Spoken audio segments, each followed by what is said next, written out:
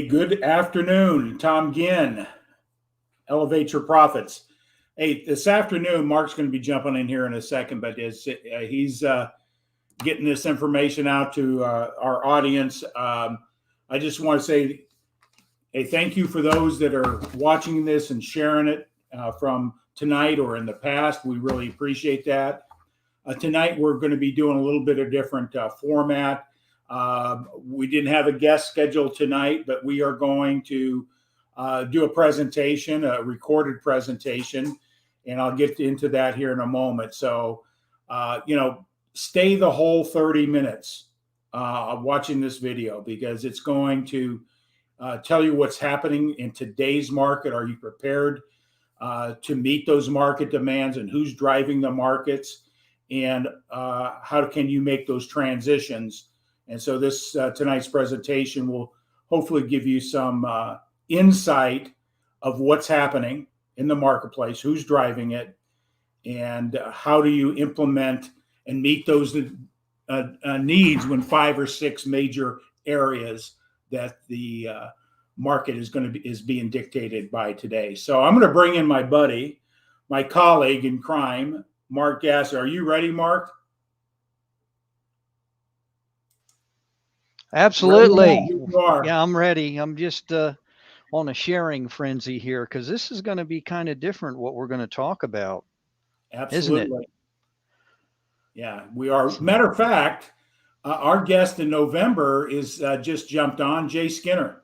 Hey, Jay, thanks for jumping on this afternoon. Really appreciate you. This is Mark Gasser. So now you get to see a little bit about how we present. And I've seen the Jay Meister. Yeah. Yeah, he Jay, played a little tune for us. Yeah, I know that, man. Hey, Jay, feel free to share this out as well. I think you will appreciate what we're going to talk about here. Thanks, Jay. I appreciate it. He's well versed on what we'll be talking about. Oh, yes, indeed. Yes, he is. So, but thanks, Jay. Share it out. Hopefully, you can stay on the whole time. Mark, let me know when you're. I'm done sharing you are done, caring. Yeah, for right now, maybe I might share some more. I don't know. I'm going crazy here. But tonight, really, this is really serious. Is understand, no matter what business you're in, you've got to be able to know what the trends are, who's driving the trends, and how do you incorporate the trends in your current business. No matter what you are, because we're going to cover 5 or 6 major trends, and no matter what your business is out there, there's an opportunity to integrate those trends into your existing business. Okay, so we'll be that in this presentation going to talk about that, and also how do you incorporate that, looking at the different business models that are out there. Traditionally, a lot of people, you have brick and mortars, storefront operations, right, Mark? Or they're in a service business, may have a trade, whatever the case may be. There's all different business models out there. Franchises, network marketing, and analyzing a business model for delivery of your product and service is critical. And tonight, hopefully, we'll give you some more insight, what's going on. And I'm just going to turn it over to you, Mark. Any questions before we get going here? No, I'm really looking forward. We got people on here that are in relationship to what we're going to talk about. They're out there doing these things on their own, and they're entrepreneurs, solopreneurs. I mean, I see Ernest out there, Scott, obviously Jay, Lana Ferguson. Thank you for joining us. Ernest, how you doing, bud? Good afternoon, guy. And Ernest, man, the master of the share. Thank you. Yep, thank you. Well, Mark, so hopefully we can get this rolled out smoothly on the screen share. I don't think we've ever done this. And Jay is saying he's sharing from a LinkedIn. Man. LinkedIn. Yeah, awesome. All right, thanks, Jay. I'm going to take down this banner so we have a full screen. And any comments you want to make before we get going? Some of the content. This video you've never seen, right? No, I've never seen it. This is the first time. So I'm really curious to see what you're going to share with us here. I've heard about it. I know what it's going to be about, but I'd rather let the folks out there, it's showtime. Yeah. You can get some popcorn and chill out and sit back and enjoy the show, as they say. Yeah. So we're going to see if we can get this thing rolled out without a glitch. Mark, Yeah, Mark, can you there's see the screen? absolutely. All right. I'm You look going. at that. Brilliant compensation. That's interesting. Yeah. Please tag and share. I hope that's big enough for everybody's screen out there where we can go this route. What do you think, Mark? Yeah, that's beautiful. Or do you want us to have them look at our beautiful faces while we Oh, do this? Let's go this route. We'll Okay. go this route. Yeah, So we'll let you know we're not asleep either. Robert Brooker. Hey, man, he joined.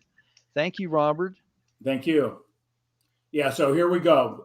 Hey, I tell you what, before we get going, grab a notepad and paper because some of this information is crucial for you to know so you can thrive in the next 18 to 20 years market. And so let's roll this out. And I'm going to mute myself here. So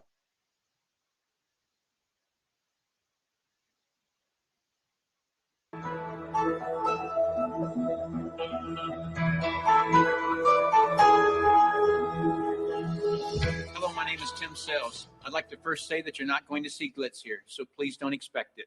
I'm not an entertainer nor an actor.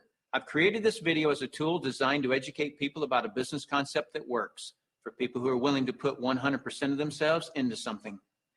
See, it takes 200% to be successful in business. 100% must come from you. 100% must come from the business vehicle that you've chosen.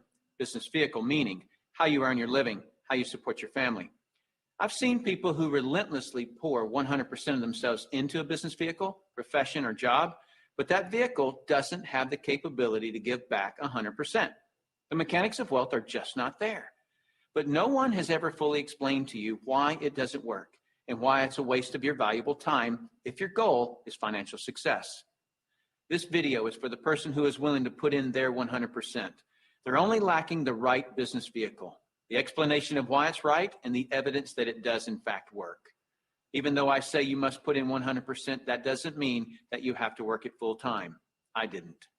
That doesn't mean you have to sacrifice your family time, nor does it mean you have to have prior experience. I didn't. What you'll learn right here has allowed me to build a $25 million company. Now, a $25 million company has certainly been done before. However, this was done where no employees were required. No accounts receivable, no accounts payable, no overhead, and very little inventory. Recently, I said those words to a business owner who said back to me, "Sounds too good to be true." My response back to him was, "Is that a good enough reason to stop looking?" He paused for a couple of seconds and he said, "That wouldn't be very smart, would it?" What I suggest you do is not just watch this information, but study it. What I want to do first is create an equal playing field between people who know how to evaluate a business and those who don't. Because me explaining this business wouldn't be very effective until you understand how to place value to a business. The simplest thing for someone to do when they don't understand something is to go, it doesn't work. The way I'll accomplish this equal playing field is to give you 4 main principles to look for in a business. Number 1 is a huge expanding market. If you were the best vinyl record producer in the world, would it matter today? No, it doesn't matter how good you are in an industry that's eroding. Number 2 is a unique and consumable product. I'll cover unique first. If you don't have a unique product, then you compete on price and convenience. Who has the best price? Who's closest to the customer? Yet if you have uniqueness, then people must come to you. Next is consumable. If you have a non-consumable product, you're basically unemployed until your next sell. You want the repeat sales of consumable products. Whether it's every time someone picks up the telephone, connects to the internet, renews a membership, turns on electricity, or gets to the bottom of a box or a bottle, you want those repeating commissions because it can pay you again and again. Number 3 is timing. Primarily here, I'm talking about trends and timing. During all cycles of the economy, there are people who are making money and losing money. The makers are the ones in front of large trends. The losers disregard trends. How do you get in front of large trends? You study what creates them. Without any hesitation, in today's society, it's the baby boom generation that creates the largest trends. The baby boomers are a group of babies born between 1946 and 1964. There were 76 million of them born in the United States, a billion of them worldwide. Why is this group so talked about? They're 1/3 of the U.S. population and control 65% of all the money. I've likened the magnitude of all those babies to a basketball moving through a garden hose. They reshape every industry they go through. See, if you can predict where this basketball is going down the garden hose, you possess the ability to make fortunes. I want to give you some historical examples of the obvious buying patterns of these boomers. It started with a company called Gerber back in 1940, who were barely known. But by 1955, just 10 years after the boomers were born, they had sold 1.8 billion jars of strained baby food.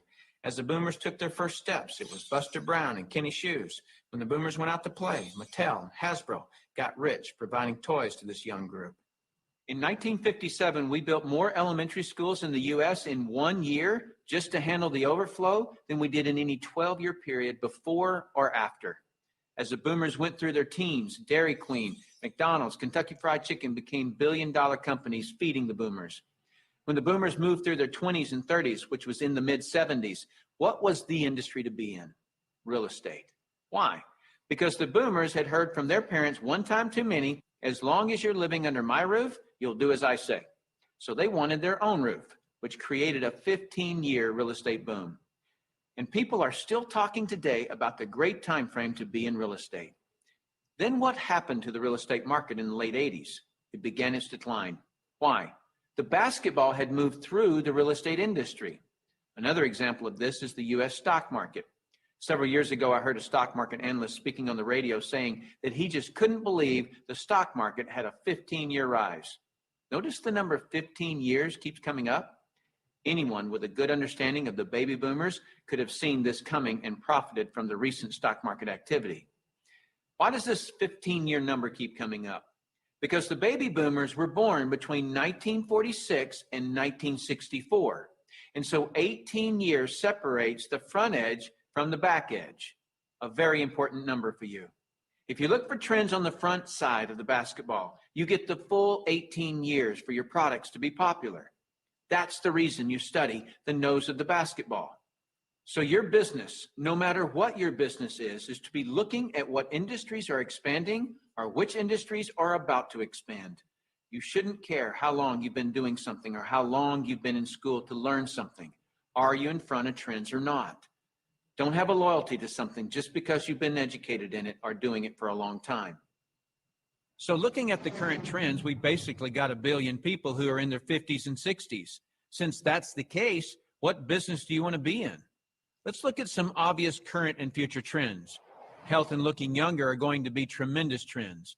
The boomers do not like what aging is doing to them. So products that fend off aging as well as vanity issues will continue to boom.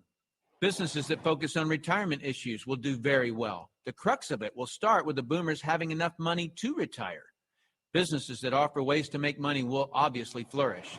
Legal matters such as wills and estate planning will become large trends. Efficiencies will also grow. The television was too far away from the couch for the boomers, so they invented the remote control device. Today, they have their entire library of books and music in their cell phones.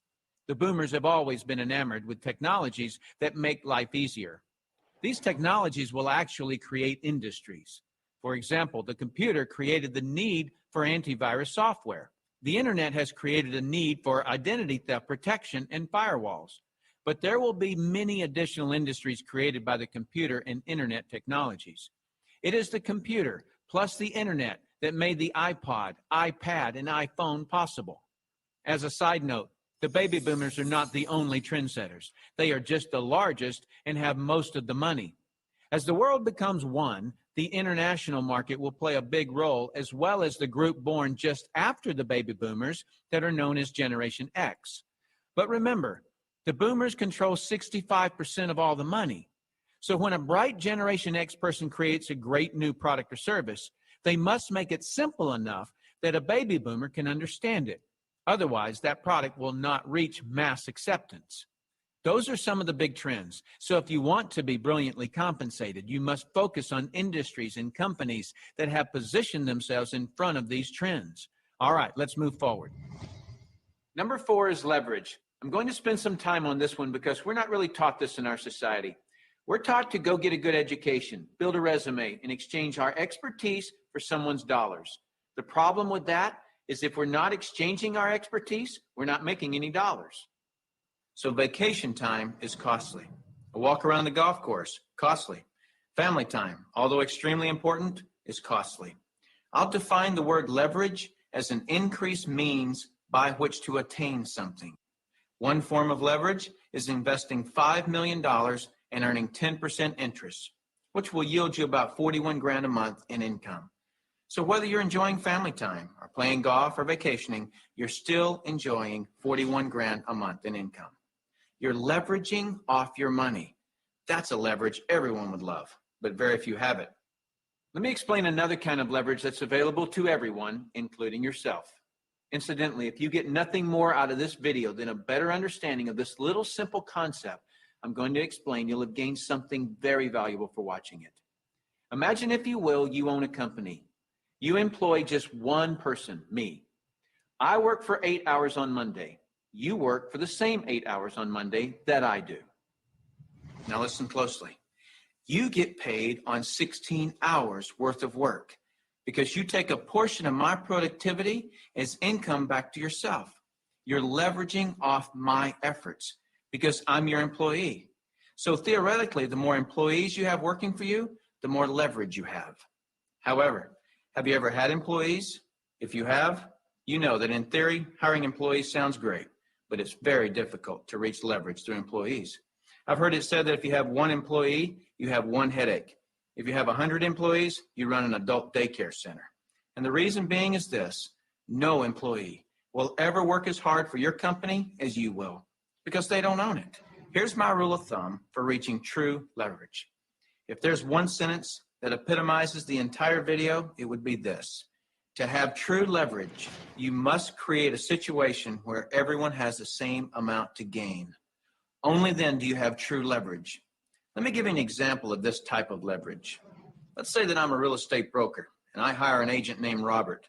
Robert goes out and sells a building. Robert earns a percentage of the selling price of the building, and so do I, the broker.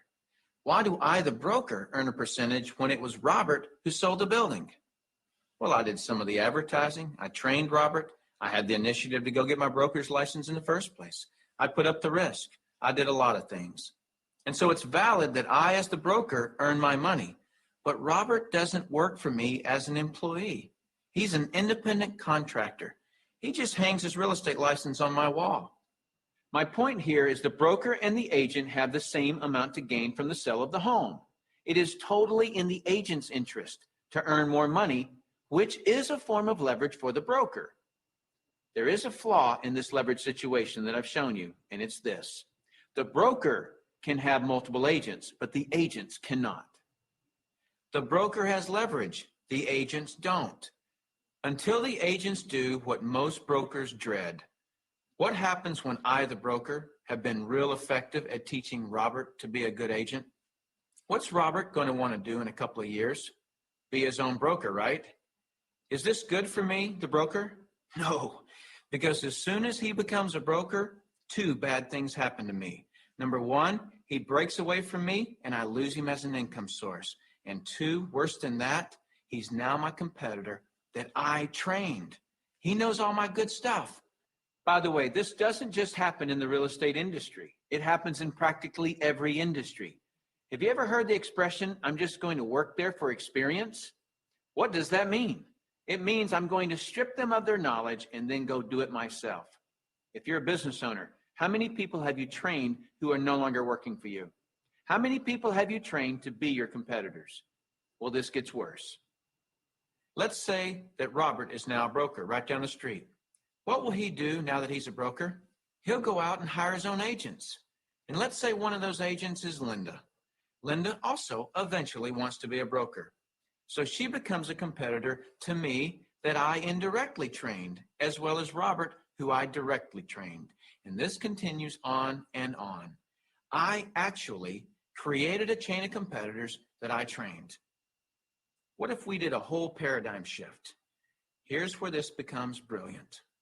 Let's say instead I'm going to empower Robert to become a broker. I want him to become a broker from day one. See, the only way that you or I can retain a leader is provide him or her with the same opportunity for growth that we have. Hence, an opportunity where everyone has the same amount to gain. So from day one, I'm going to encourage Robert to be a broker. And when he does, he doesn't break away from me and become my competitor. He shifts from agent to broker, which now allows him to sponsor his own agents. Now, to create an incentive for me, the broker, to always help Robert and his agents, I'm still going to earn a percentage of what he and his agents sell. And shouldn't I? I trained him. I put up the risk and all those reasons I mentioned earlier. Now, the percentage I earn from Robert and his organization should be a lot smaller than when he was an agent, but I should still earn a percentage. That's my incentive to keep working with them. Now, some people look at this and say, gosh, isn't that one of those pyramids? And what's the perception of a pyramid? People at the top making all the money and the people down below do all the work, right? Isn't that the perception of a pyramid? Let me explain why this is not a pyramid and why people at the top don't necessarily make all the money. Let me just make a quick point before I discuss the pyramid issue. It's not the geometric shape that people have a problem with. This geometric shape is probably the shape of your family tree, the shape of our government. To the architect, it's the strongest structure known to man. Every organizational structure in the world is this shape. So the shape isn't the problem. However, that perception, people at the top earn all the money, let me illustrate that for you. Here's a typical corporation. At the top, you have a CEO, which stands for Chief Executive Officer. Does the president earn more money than the CEO? Not normally. How about below the president? Do any of the vice presidents earn more money than the president? No. Let me ask this question, and I want you to really think about it. What would happen if some of the vice presidents of a corporation made more money than the president? Really, what would happen? Talk about total confusion. This whole process is called delegation. Each level of the corporation earns less income. The reason the president can tell the vice president what to do is because they make more money. So the corporate structure is people at the top making the majority of the money, and the people at the bottom do not. The CEO of any corporation earns off the productivity of, or is leveraged off of, everyone in his or her corporation. Whether that CEO personally hired every employee or someone else in the company hires them. So the CEO, and only the CEO, earns on multiple levels of his or her company. And the model that I'm suggesting as being brilliant is where you, the individual, are given that same opportunity to earn on multiple levels of brokers and agents, just as the CEO of a corporation is. From here on, I'll refer to this form of marketing as network marketing. In network marketing, you, the individual, are given the opportunity to earn off the productivity of the people in your organization, whether you personally sponsor them or someone in your organization sponsors them. Remember that I said to reach true leverage, you must create a situation where everyone has the same amount to gain. Well, that's what I just described. Here's what makes the network marketing structure the absolute fairest structure available. In most network marketing companies, everyone can earn a certain number of levels deep of the organization they build. Everyone in the company can earn that same number of levels deep, like maybe 4 levels deep or 6 levels deep. Let's say we use 4 levels. So if you build an organization to be more productive, then you would earn more money than I would, even if you were in my organization. In the example shown, you would earn on 3 levels I couldn't reach, because everyone gets the same number of levels. There are people in my organization right now that earn more money than I do. Do you know what I call that? Fair. Shouldn't it be that way? I mean, take any structure. Shouldn't the most productive person in that structure make the most money? Now I'd like to show you an interview that I did a few years ago with Dr. Charles King, who holds a PhD from Harvard and is a professor of marketing at the University of Illinois at Chicago, who actually teaches network marketing at the university. Dr. King, we're delighted to have you here. I'm pleased to be here, Tim. Dr. King, could you tell us a little of your education and your business background? Tim, I'm a professor of marketing at the University of Illinois at Chicago.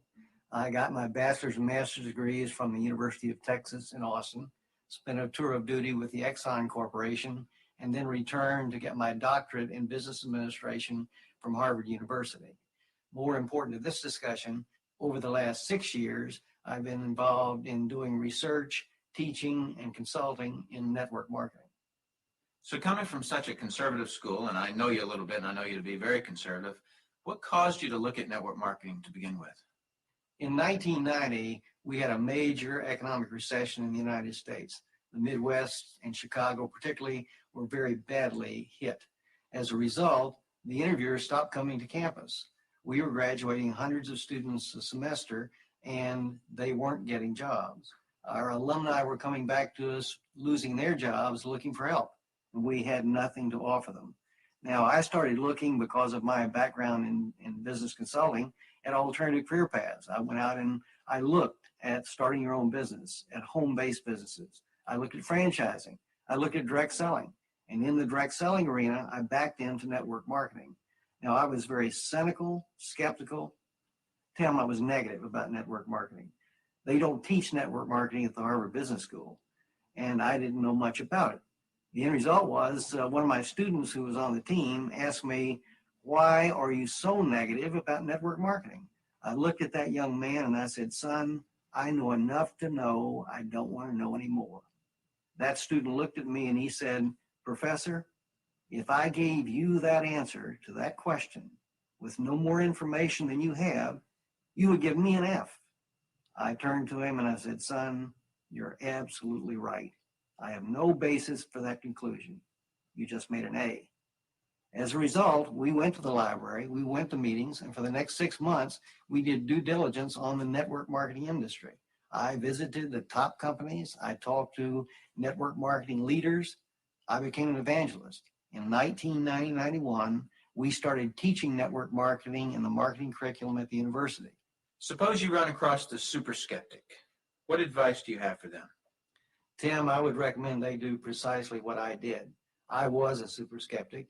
I did my due diligence, I investigated the industry, and I drew my own conclusions. I strongly recommend that you do your due diligence and then begin to define precisely what role you want to play in the network marketing industry. Set realistic expectations. If there's a single cause for failure in this industry, it's the get-rich-quick syndrome, thinking that you can come into the industry and make enormous sums of money with no work. I argue, by contrast, that if you set realistic expectations, you develop a plan of action to guide your business development, you can be successful.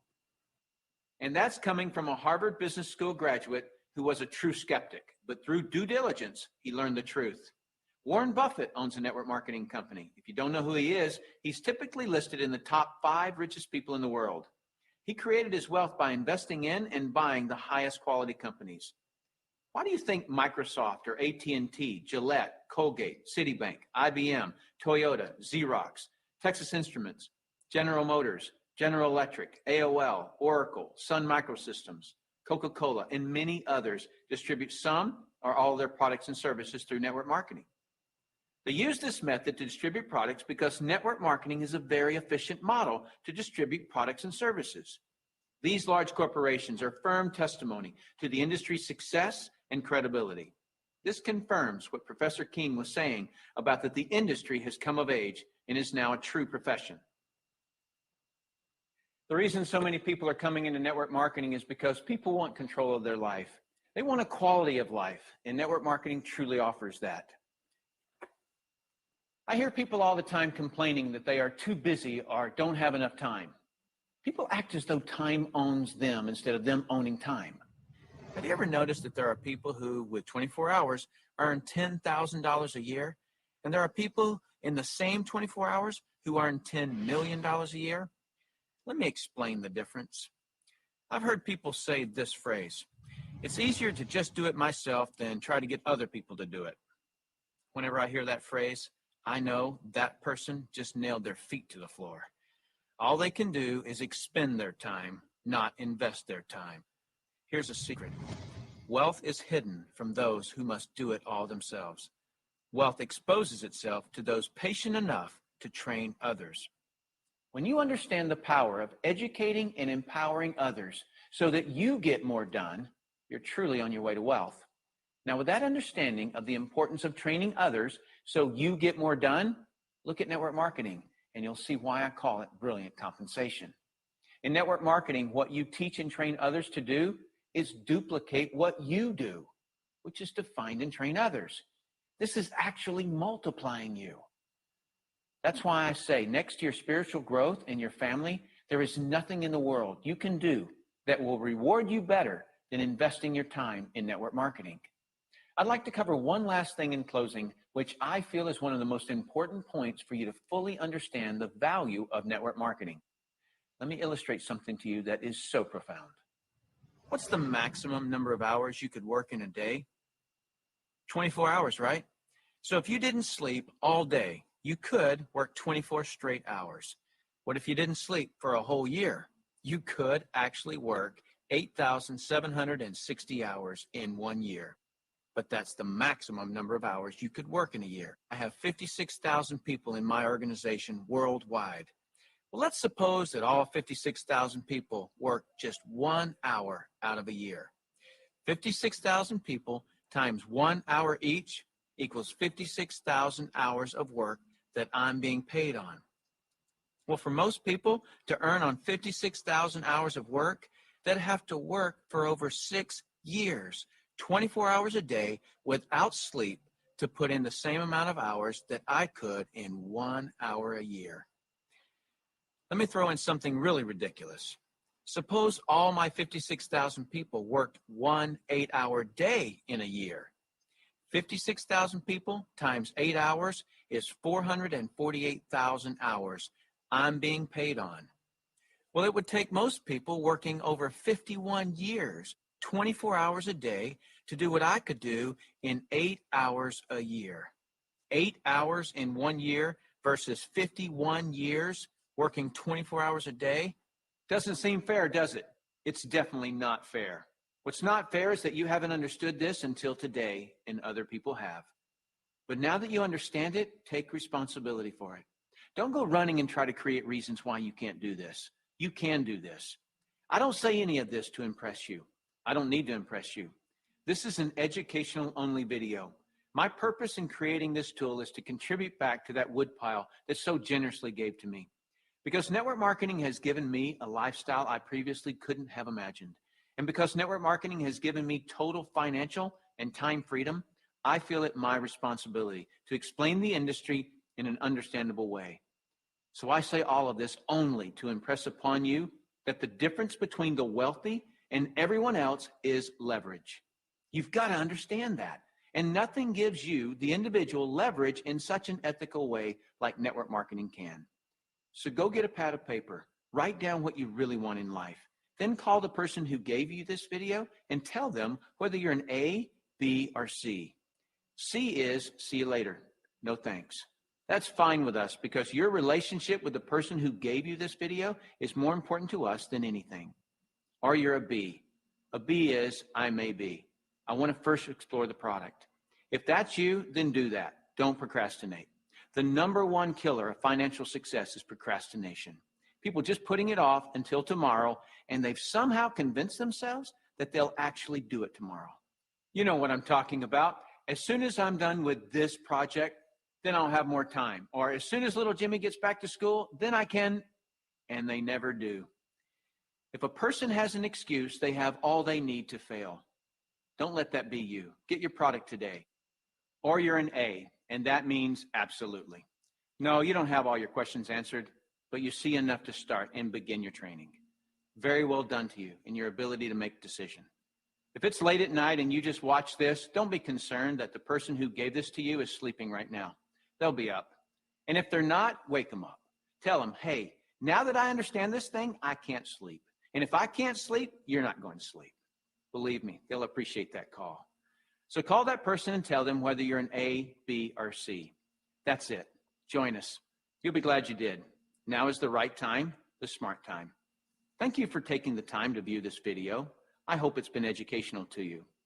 What I really hope is that you'll put this information to good use. Next, you'll see some common questions that you can interact with. I look forward to working with you should our paths cross. I'm Tim Sales.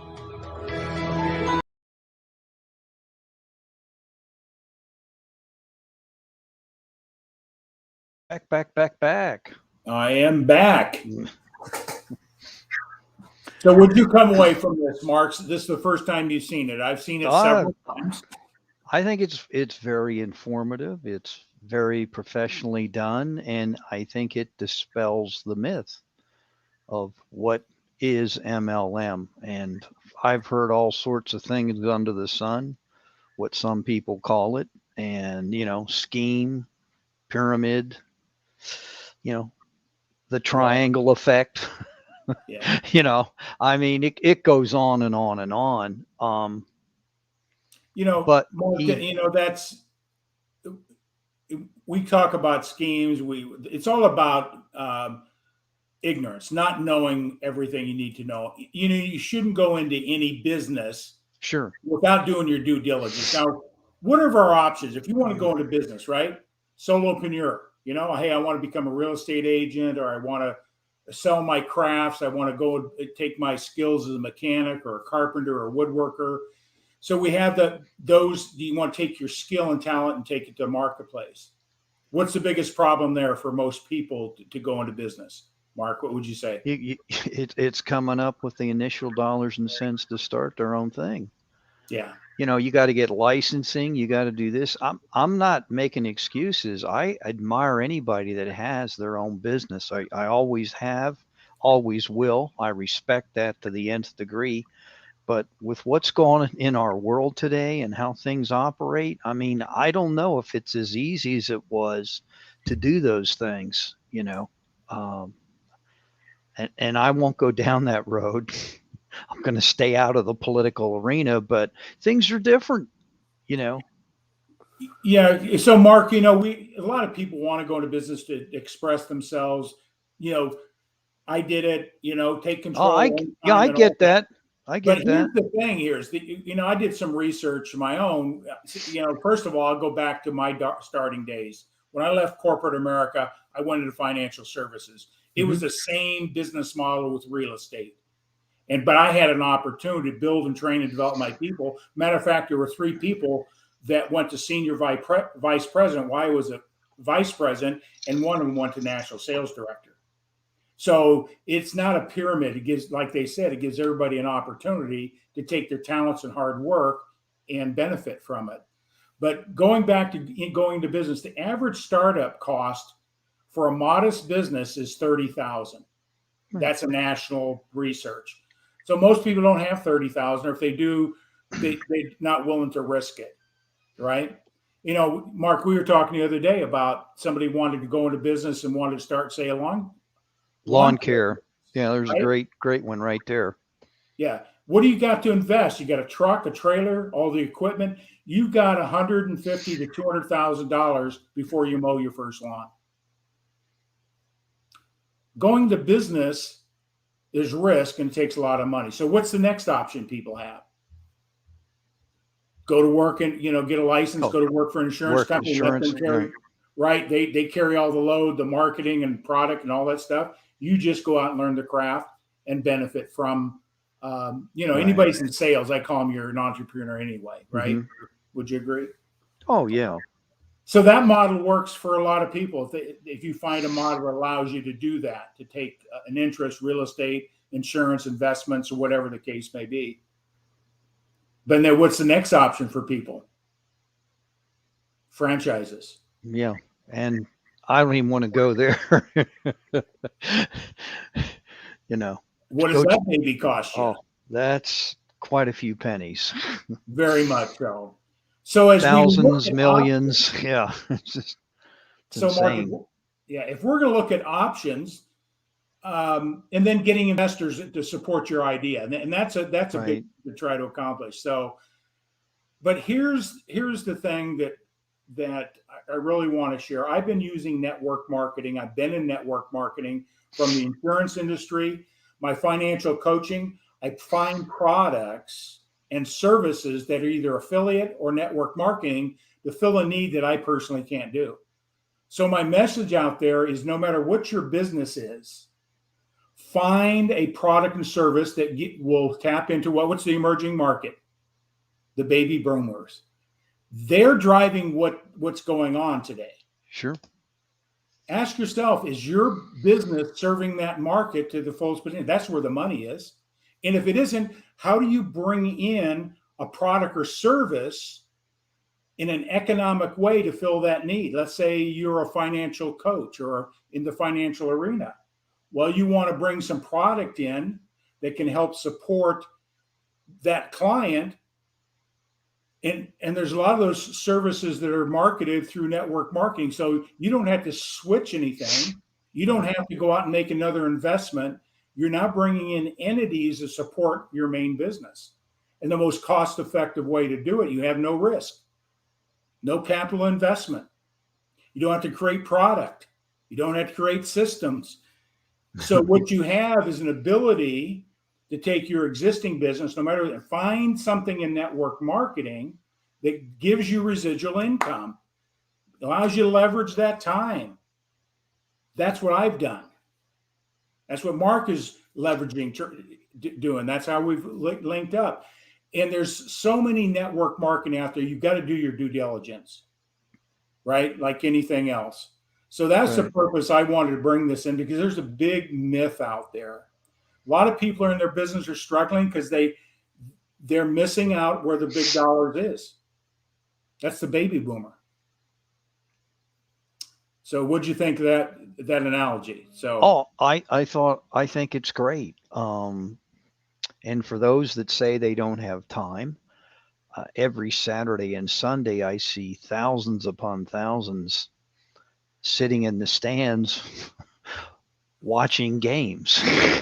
I've heard network marketing called a cult, well, I won't get into that, but on Saturdays, some of those people get pretty intense when they watch a thing with a round or oval sphere out there and on grass or turf, and they go ballistic every Saturday for their alma mater, and I'm not making fun of that. That's not what I'm saying, but like the gentleman that was giving that presentation is, you really got to find, do your research. What do you really want out of your life? Right. What does that look like? And then find the vehicles that deliver. It's the vehicle that you need. Sure.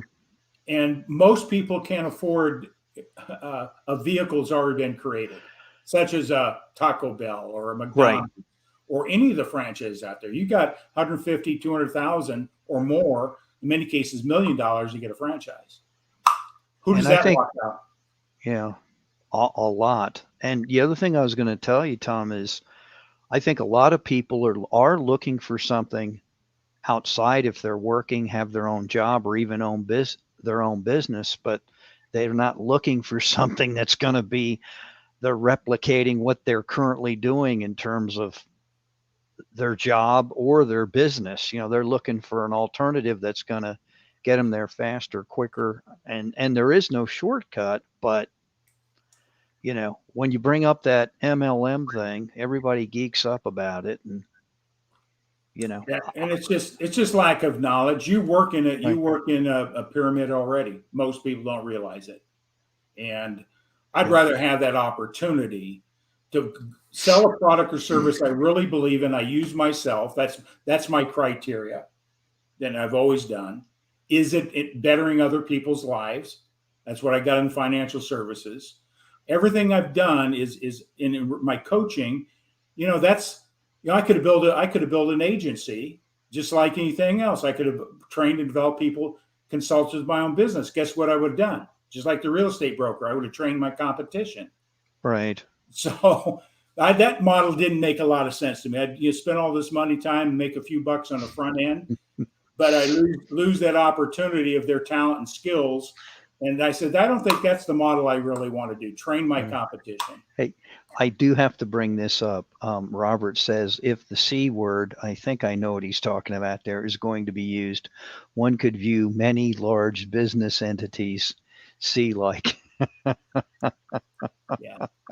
Oh Love my. Robert's depth of his comments. So Yeah. appreciate it, Robert. The Canadian man strikes again. Yeah, it's just, that's my take on all this.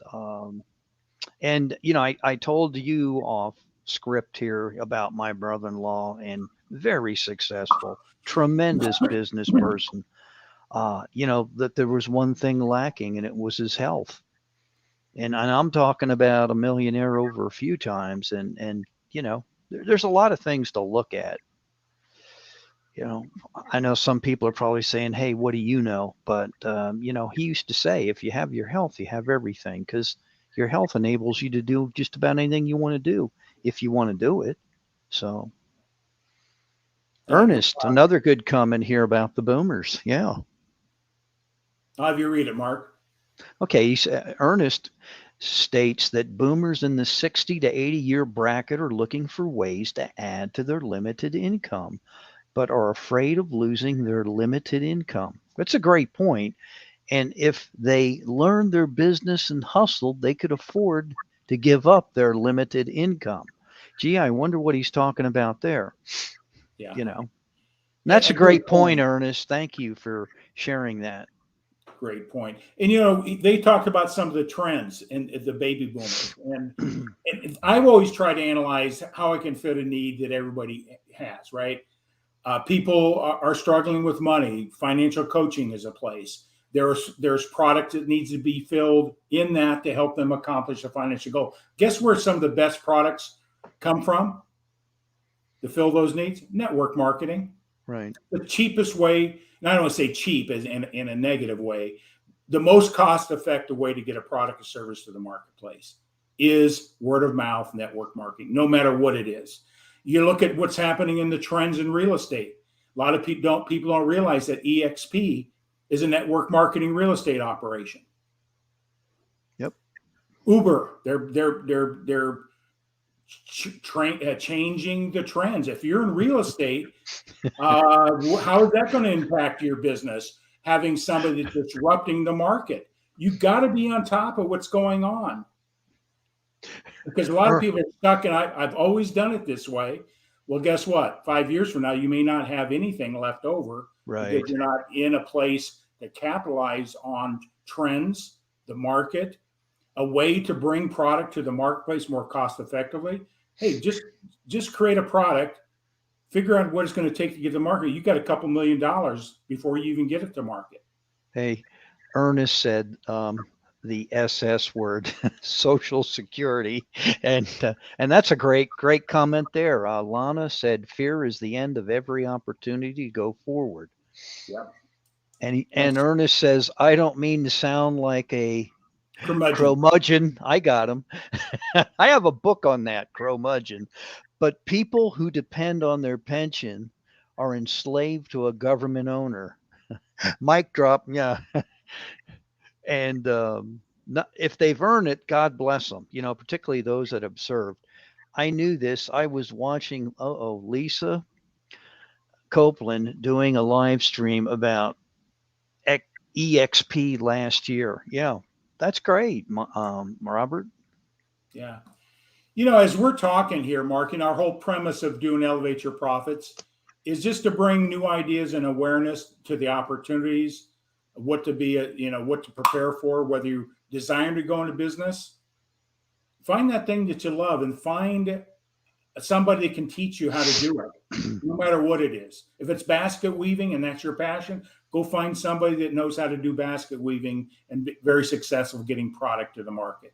Learn from them, then become their competition, right? So, but whatever it is, find that thing. If you're going to want to be in business, find that thing that you're willing to use yourself, benefit from. I believe that's a key element. And have a vision and a purpose around your business, because businesses, if anybody told you business is easy, that, it's not easy, but it's well worth it. Yeah. I've been gainfully unemployed since 1983, except for a couple stinches. It's all been about controlling my own destiny, finding the right business for the right reason is carried me through. So one of the things that Mark and I want to do is that, if you have questions about network marketing, we've got a portfolio of things we use ourselves or would recommend because the integrity of the companies, and we'd be glad to share that with you if you say, gee, I would like to look into something. I've done my due diligence on everything I have my hands on. So I can share some of those. Mark can share them as well. So I took, Ernest says, I took some lessons from some millennials and Gen Xers and have learned how to get out of the SS trap. Don't knock the millennial. Absolutely. And that's one of the things I am totally enamored by millennials and Gen Xers. They're not lazy. There's a bunch of really, and I'll tell you what, I look at my son who's in college. My other one's graduated. He's working he's an accountant, but it is, they're fearless. And I that's why I love being around youth, man. That motivates me, Yeah. You made a comment about a lot of people, all of the ML, their cults. You know what it is? There's a bunch of people with like minds with a desire to win. And if that's contrary to your belief system, maybe it is a cult. I'd rather be in that cult than the place a lot of other people are in lack out and skepticism or being cynical. Skepticism is a sign of intelligence if you do your research, so you can make an informed decision. Cynics, there's no hope. Right. There's no hope. And I hope that I didn't offend anybody out there, but that's sort of a reality that years of experience have given me. So where is the Kool-Aid man? Oh my God. Mark, I'm going to do an advertisement. The Kool-Aid's right in here, man. Yeah. I love Robert, man. He'll say whatever's coming at you. But no, I think Ernest, going back to his comment that millennials and Gen Xers, they are definitely out there making things happen. And, just this platform, man, there are so many brainy young people with this technology. A lot of them have parlayed and made a few pennies off of it. And my hat goes off to them, Yeah. So that was tonight's presentation, and hopefully it gave a better perspective. If you are looking to be in a business, look at network marketing. Find that thing that blows your hair back. That it's something you can emotionally attach to, making a difference in people's lives. Learn the craft. If I was going into real estate day one, I don't know anything about. I wasn't a real estate, but if I was going to be a greenie, know nothing, link up with people that have been successful, learn from them, and go apply. And no matter what the business is. But if you want to expand your business and do it cost effectively, add product or services to support what you're doing, not replace what you're doing, but enhance the value you bring, find a network marketing company that has the product or service will support that. You can make a ton more money with residual income than you're doing what I call chasing today's sale so you can chase another one tomorrow. Right, Mark? You know what that's about. Yeah, you get one and you're back out there again trying to get another one, man. It's never stops. So enough is never enough, as they say. Right. So, Mark, anything else you want to close with? I just want to say thanks to everybody for putting up with this, and I kiddingly say that because I'm sure when Tom shared this video, you're like, "Oh God, is this something to entice me?" Or no, it's just to get you to think. And, EYP, elevate your profits. There's various ways to elevate your profits. Exactly. And not just money wise either, but yeah, we're talking about that bad, big M word, money. I mean, we all need it. We all could use it. Hey, even Muhammad Ali needed it. And that's why he kept fighting and doing his thing back in the day. And, I don't care what field industry you're in. Rockefeller, he's still trying to get more money, that family. So there's nothing wrong with that. I won't apologize for it, but I think what you shared is something to make you think as to the possibilities. Yeah. So, well, I hope that went over well for everybody. That's the first time I've done a video on our stream. So I hope it went out there and that everybody could hear it. So, Mark, anything else? I know you got an engagement. I got it. Yeah. I just want to say thanks to everybody, and we love you guys for hopping on board. You could have been doing something else, and Ernest.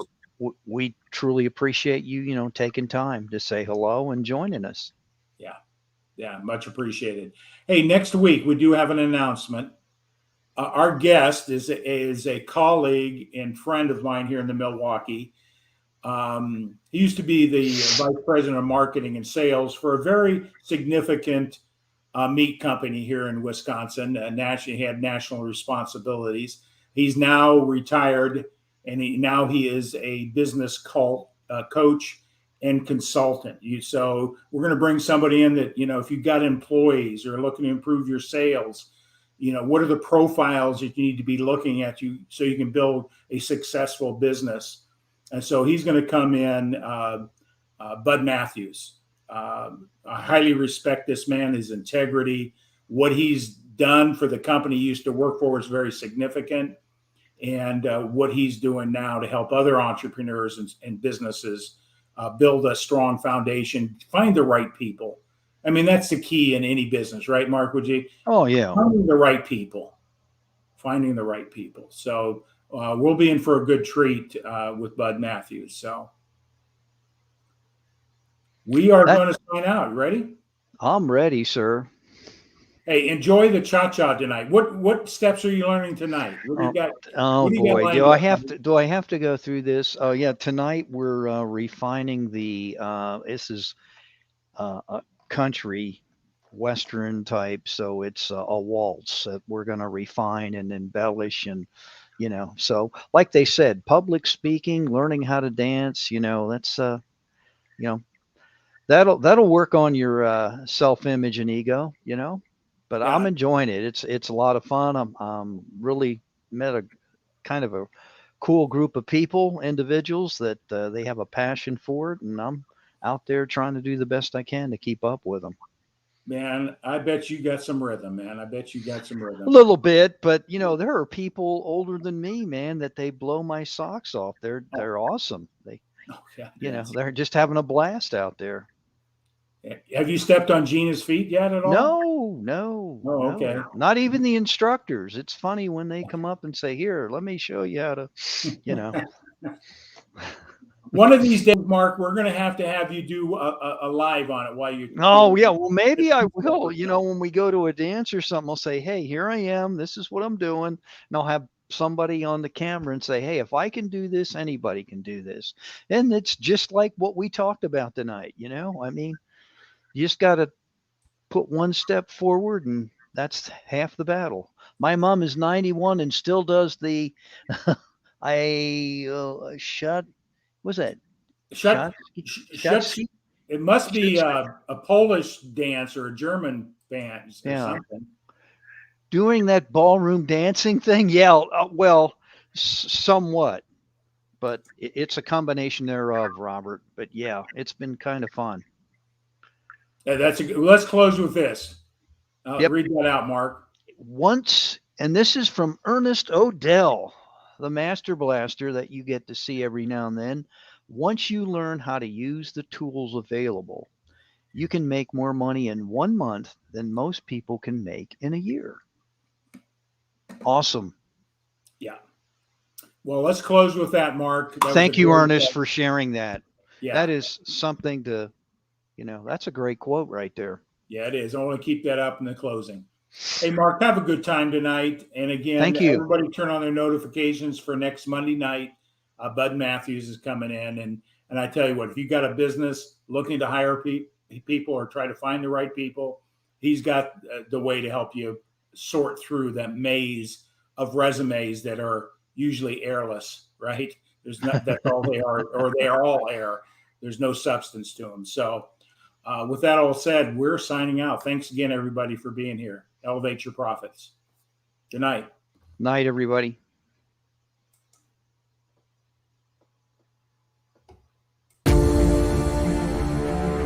you.